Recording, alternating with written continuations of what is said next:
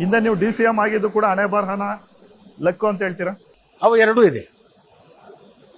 ಅದು ನನ್ನ ಲಕ್ಕೂ ಇದೆ ಮತ್ತು ನಾನು ಪಕ್ಷಕ್ಕಾಗಿ ದುಡಿದಿರ್ತಕ್ಕಂಥದ್ದು ಅಲ್ಲಿ ಶ್ರಮನೂ ಇದೆ, ಎರಡೂ ಇದೆ. ಬಿಜೆಪಿಯಲ್ಲಿ ಇದ್ದಿದ್ರೆ ಆ CM ಆಗೋ ಯೋಗ ನಿಮ್ಗೆ ಬರ್ತುತ್ತೇನೋ ಅಂತ ಅನ್ಸುತ್ತೆ. ಈಗ ಮುಂದೆ ಭಾರತೀಯ ಜನತಾ ಪಕ್ಷ ಅಧಿಕಾರಕ್ಕೆ ಬರುತ್ತೆ ಅಂತ ನಿಮ್ಗೆ ಏನಾದ್ರು ಅನಿಸ್ತಾ ಇದೆ? ತಮ್ಮಂತ ನಾಯಕರೆಲ್ಲ ಇದ್ದಿದ್ರೆ ಬರ್ತಿತ್ತು ಅನ್ಸುತ್ತೆ. ಈಗ ಇಲ್ಲಲ್ಲ, ಮುಂದೆ ಈಗ ನೋಡ್ತಿರಲ್ಲ ನೀವು ಅವ್ರ ಜಗಳ. ಇವತ್ತು ನೋಡಿ, ಈ ವಕ್ತ ವಿಚಾರವಾಗಿ ಬಾವಿಗೆ ಇಳಿಬೇಕು ಹೊರಗಡೆ ಹೋಗ್ಬೇಕು ಅನ್ನುವಂಥದ್ದು ಕ್ಲಾರಿಟಿ ಇಲ್ಲ, ಅವ್ರ ಕ್ಲಾರಿಟಿನೇ ಇರಲಿಲ್ಲ. ಓಡಾಡಿ ಅಭಿಪ್ರಾಯ ಸಂಗ್ರಹ ಮಾಡ್ತಿದ್ರು. ಅಂದ್ರೆ ಅಲ್ಲಿ ನಾಯಕತ್ವ ಇಲ್ಲ. ಒಂದು ಪಾರ್ಟಿ ಅಂದಮೇಲೆ ಒಂದು ನಾಯಕತ್ವ ಬೇಕು. ಯಾಕಂದ್ರೆ ನಾಯಕ ಆದಿರ್ತಕ್ಕಂಥವ್ನು ಏನ್ ನಿರ್ಣಯ ತಗೋತಾನೆ ಅದಕ್ಕೆ ಎಲ್ಲರೂ ನಾವು ಭದ್ರ ಆಗಿರ್ತೀವಿ ಅಂತಕ್ಕಂಥದ್ದು ಹೇಳ್ಬೇಕಾಗತ್ತೆ.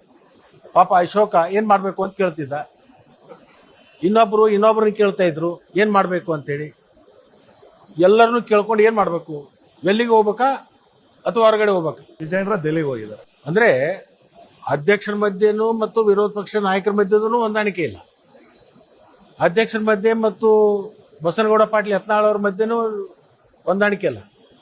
ಅಲ್ಲಿ A ಮತ್ತು B ಆಗಿದೆ, CD ಪ್ರಾರಂಭ ಆಗಿದೆ. ಆಮೇಲೆ ಬಹುತೇಕ ನನಗೆ ಅನಿಸುತ್ತೆ ಈ ಇಂಗ್ಲಿಷ್ ಪದಗಳೇನದಾವ 26 ABCD XYZ ತನಕ ಅಷ್ಟು ಗುಂಪುಗಳು ಮುಂದಿನ ದಿನಮಾನದಲ್ಲಿ ಆಗ್ತಾವೇನೋ ಅಂತಕ್ಕಂಥ ಇವತ್ತು ವಾತಾವರಣ ಸೃಷ್ಟಿಯಾಗಿದೆ. ಯಾರು ಕೇಳ್ತಾ ಇಲ್ಲ, ಯಾರಿಗೊಬ್ರು ಹೇಳ್ತಾಕ ಇಲ್ಲ, ಒಬ್ರಿಗೆ ಅವ್ರು ಜೋಡಿಸ್ತಕ್ಕಂಥ ಕೆಲಸ ಇಲ್ಲ. ಅಲ್ಲಿ ಯಡಿಯೂರಪ್ಪರನ್ನು ಕೆಳಗಿಳಿಸಿದ ಮೇಲೆ ಅವರ ಒಂದು ಯುಗಾಂತ್ಯ ಆಯ್ತು ಅಂತ ನಿಮ್ಮ ಅನಿಸಿಕೆ? ನಿವೃತ್ತಿ ಹೊಂದಿದ ಮೇಲೆ ಮುಗಿತಲ್ಲ, ಇನ್ನೇನಿರ್ತದೆ. ಸಚಿವ ಸಂಪುಟ ಪುನರಾಚನೆ ಆಗ್ಬೇಕು ಅನ್ನೋ ಒಂದು ಕೂಗು ಬಹಳಷ್ಟು ಹಿರಿಯ ನಾಯಕರಿದ್ದಾರೆ, ಜೊತೆಗೆ ಬಹಳಷ್ಟು ಪ್ರಭಾವಿಗಳು ಕೂಡ ಈಗಾಗಲೇ ಲಾಬಿಯನ್ನ ನಡೆಸ್ತಾ ಇದ್ದಾರೆ. ನೆಕ್ಸ್ಟ್ ಪುನರ್ರಚನೆ ಸಂದರ್ಭದಲ್ಲಿ ತಮಗೆ ಒಂದು ಸೂಕ್ತವಾದಂತ ಸ್ಥಾನಮಾನ ಸಿಗ್ಬೋದಾ? ಯಾವಾಗ ಇದನ್ನ ಪುನರ್ರಚನೆ ಮಾಡಬೇಕು ಅಂತ ತೀರ್ಮಾನ ಮಾಡೋದು ಹೈಕಮಾಂಡು, ಮುಖ್ಯಮಂತ್ರಿ. ಆ ತೀರ್ಮಾನ ಮಾಡ್ತಕ್ಕಂಥ ಸಂದರ್ಭದಲ್ಲಿ ಮೊದಲ ಮಂತ್ರಿಮಂಡಲ ರಾಜೀನಾಮೆ ತಗೋಬೇಕಾಗತ್ತೆ. ಅವತ್ತಿನ ಸಂದರ್ಭಕ್ಕೆ ಅನುಸಾರವಾಗಿ ಅವಾಗ ಏನ್ ಮಾಡ್ತಾರ ನೋಡೋಣ. ನನಗೆ ಭರವಸೆ ಇದೆ, ನನಗೆ ಪಕ್ಷಕ್ಕೆ ನಾನು ಬಳಸೋತಾರೆ, ನನಗೆ ಅಧಿಕಾರ ಕೊಟ್ಟು ಮುಂದೆ 2028ಕ್ಕೆ ಪುನಃ ಮತ್ತೆ ಕಾಂಗ್ರೆಸ್ ಪಕ್ಷ ಅಧಿಕಾರಕ್ಕೆ ಬರಲಿಕ್ಕೆ ನನ್ನನ್ನು ಸಂಪೂರ್ಣವಾಗಿ ಬಳಸ್ಕೋತಾರೋ ಅಂತಕ್ಕಂಥ ವಿಶ್ವಾಸ ನನಗಿದೆ. ಸರ್, ಮತ್ತೊಂದು ಕಡೆ ಈ ಕಡೆ ಪಂಚಮಸಾಲಿ ಸಮುದಾಯದ ಹೋರಾಟ ಕೂಡ ತೀವ್ರ ಆಗ್ತಿದೆ. ಜೊತೆಗೆ 2A ಮೀಸಲಾತಿ ಕೊಡಿ ಅನ್ನೋ ಒಂದು ಕೂಗು. ವಿಜಯಾನಂದ ಕಾಶ್ಯಪ್ನವರು ಈಗ ಸ್ವಾಮೀಜಿಗಳ ವಿರುದ್ಧನೇ ತಿರುಗಿ ಬಿದ್ದುಬಿಟ್ಟಿದ್ದಾರೆ. ನಾನು ಅವರಲ್ಲಿರ್ತಕ್ಕಂಥ ಭಿನ್ನಾಭಿಪ್ರಾಯ ಬಗ್ಗೆ ಚರ್ಚೆ ಮಾಡ್ಲಿಕ್ಕೆ ಹೋಗಲ್ಲ. ನಾನು ಮೊನ್ನೆ ವಿಧಾನಸಭೆಯಲ್ಲೂ ಕೂಡ ನಾನು ಮಾತಾಡಿದ್ದೆ, ಆ ಸಮುದಾಯಕ್ಕೆ ಮೀಸಲಾತಿ ಸಿಗಬೇಕು.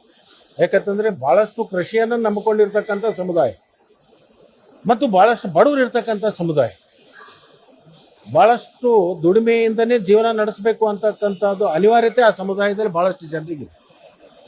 ಅಂಥವ್ರಿಗೆ ಮೀಸಲಾತಿ ಕೊಟ್ಟರೆ ಸ್ವಲ್ಪ ಮಟ್ಟಿಗೆ ಶಿಕ್ಷಣ, ಉದ್ಯೋಗ ಇದರಲ್ಲಿ ಅವರಿಗೆ ಲಾಭ ಆಗುತ್ತೆ. ಅದರಿಂದ ಅವರಿಗೆ ಮೀಸಲಾತಿ ಕೊಡೋದು ಸೂಕ್ತ ಅನ್ನುವಂಥದ್ದನ್ನು ಅಭಿಪ್ರಾಯ ನಾನು ವ್ಯಕ್ತಪಡಿಸಿದ್ದೀನಿ. ಅದು ವಿಧಾನಸಭೆಯಲ್ಲಿನೂ ಮಾಡಿದ್ದೀನಿ, ಹೊರಗಡೆನೂ ಕೂಡ ಹೇಳಿದ್ದೀನಿ, ಮುಂದೂ ಹೇಳ್ತೀನಿ. ಅದ್ರ ಪರವಾಗಿನೂ ನಾನು ನಿಲ್ತೀನಿ. ಮೀಸಲಾತಿ ಸಿಗ್ಬಹುದು, ಯಾವುದೋ ಒಂದರಲ್ಲಿ ಕೊಡಲಿ, 2Aದಲ್ಲೇ ಕೊಡಲಿ ಅಥವಾ ಬೇರೆ ಕೊಡಲಿ, ಅಥವಾ ಸೆಂಟ್ರಲ್ ಗೌರ್ಮೆಂಟ್ ಏನೊಂದು ಎಕನಾಮಿಕ್ಲಿ ಬ್ಯಾಕ್ವರ್ಡ್ ಅಂತಕ್ಕಂಥದಕ್ಕೆ ಏನು 10% ಕೊಟ್ಟಿದ್ರೆ ಅದ್ರ ಏನು ಬೇಕಾದ್ರೆ 3-4% ಕೊಡ್ಬೋದು, ಅವಕಾಶ ಇದೆ. ಆದರೆ ಕೇಂದ್ರ ಸರ್ಕಾರ ಮಾಡಬೇಕಾಗುತ್ತೆ. ಇಲ್ಲಿನ ಪ್ರಸ್ತಾವನೆ ತಗೊಂಡು ಹೋಗಿ ಕೇಂದ್ರ ಸರ್ಕಾರದಲ್ಲಿ ಇಟ್ಕೊಂಡು ಅದನ್ನ ಮಂಜೂರು ಮಾಡ್ಕೊಳ್ತಕ್ಕಂಥದ್ದನ್ನು ಕೂಡ ಅದು ಭಾರತೀಯ ಜನತಾ ಪಕ್ಷದ ಲೋಕಸಭಾ ಸದಸ್ಯರಿಗೂ ಕೂಡ ಅದರದ್ದು ಜವಾಬ್ದಾರಿ ಇದೆ.